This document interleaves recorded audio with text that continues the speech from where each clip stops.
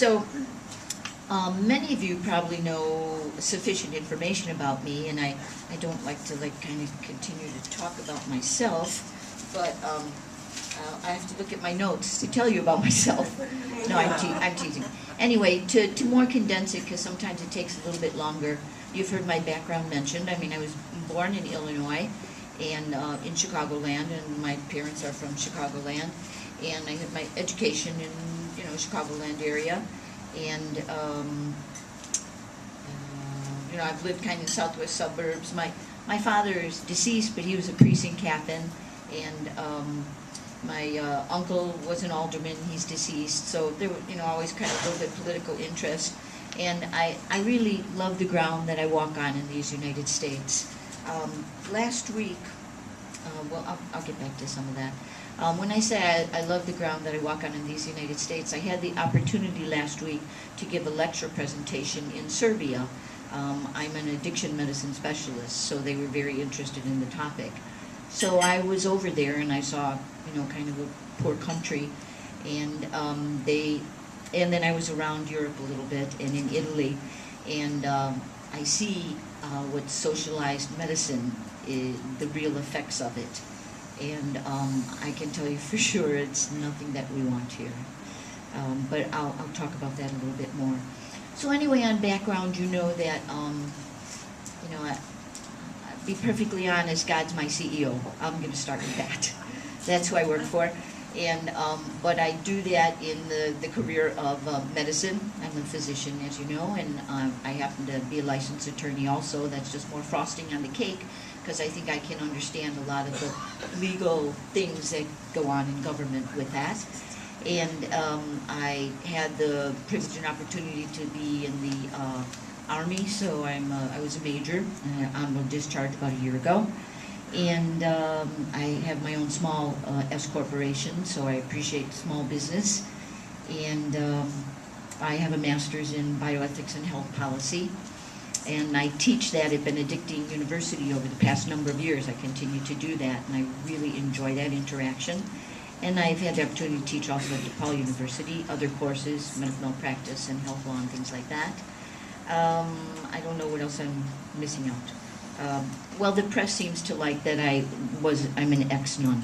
So I was a Benedictine nun for about 5 years. It was right before I took final vows. But I hope that all that put together, is this sounding okay? Okay. Put together gives you a sincere image of, it seems my desire since I was about 7 years of age, knowing I wanted to be a nun, is just to be of service. We stand on the shoulders of those who've gone before us, and I feel like I've had many blessings and opportunities, and so I always like the opportunity to mentor and serve in different capacities, whether that's military or just the privilege of seeing patients every day.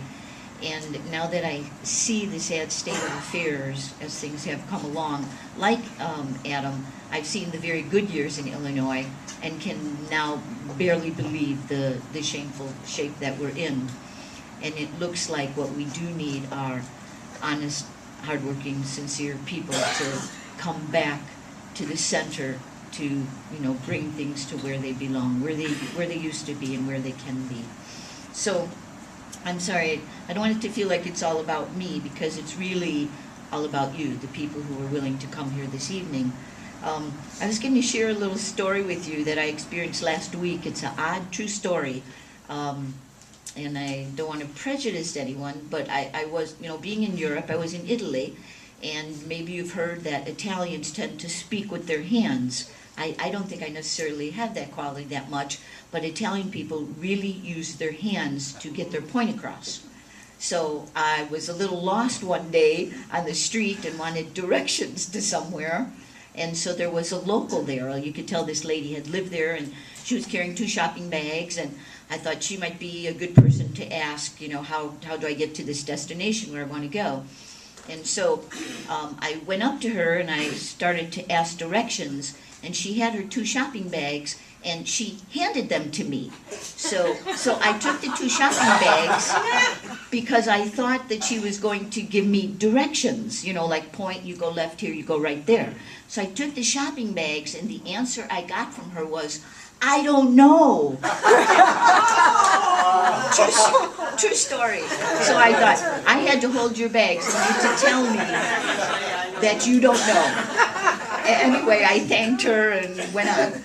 But, so, that's just an example of, that I just wanted to share with you from last week. Each time that we meet, or I've had opportunities to be at the tea party get-togethers and other occasions, there's many crucial issues and problems. It's like disease, the dis-ease of our situation in Illinois. And so at various places I've dealt with topics. I don't want you to leave tonight thinking that I'm focusing on 3 topics, but I pick a few topics at each place. But what I've talked about before, the number one problem and things that I hear when we knock door to door are jobs. I mean, Illinois, we need to retrieve the jobs we've lost. We need to create new jobs. I think that's all dovetailed and interfaced with, as Adam said also, small business. It's the backbone of everything. And they're overregulated, too many policies, there's so much to be said there. So previously I've spoken about jobs, that's a very top issue, of course. Previously I've talked about education, so I wouldn't be saying much tonight. I pick a few topics each time I have the opportunity. So, I mean, I would say on education, I'm certainly for educational vouchers, and I think parents deserve the choice to choose where their child should get, the best education. Previously also we've talked about, the pension system and how it's deteriorating and destroying our foundation and our wallets. So each place I've, talked about different things. Tonight I basically was kind of focusing on three different areas. And number one, I think, which is also coincidental because Adam is here, is this transparency issue in what's good for Illinois. You could never run your household the way, Springfield is being run. It's like if you had a charge card and you run it to the max, you open another charge card to be able to pay off that charge card. I mean, it's just ridiculous what's happening, with the finances, and we don't know what's going on. It's like the average citizen, you don't have enough information to connect the dots. You don't know where the money's coming from, where it's being spent, who's getting it. But an interesting editorial just last week, which I've read a number of times to understand. It's almost like it's a scam. It's a new finding that Illinois politicians have squandered about $551 million due to misappropriation and overspending, over-borrowing, so that, if you can get the math straight on this article, Illinois, in terms of, the bond issue, where, Illinois issued $9.6 billion in bonds.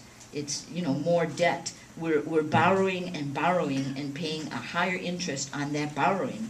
So on just this 1 year's borrowing, Illinois has had to pay $551 million more in interest over the life of bonds than if this state merited a decent credit rating. Our credit rating, which now, is 50. It's on the bottom with the malignant California.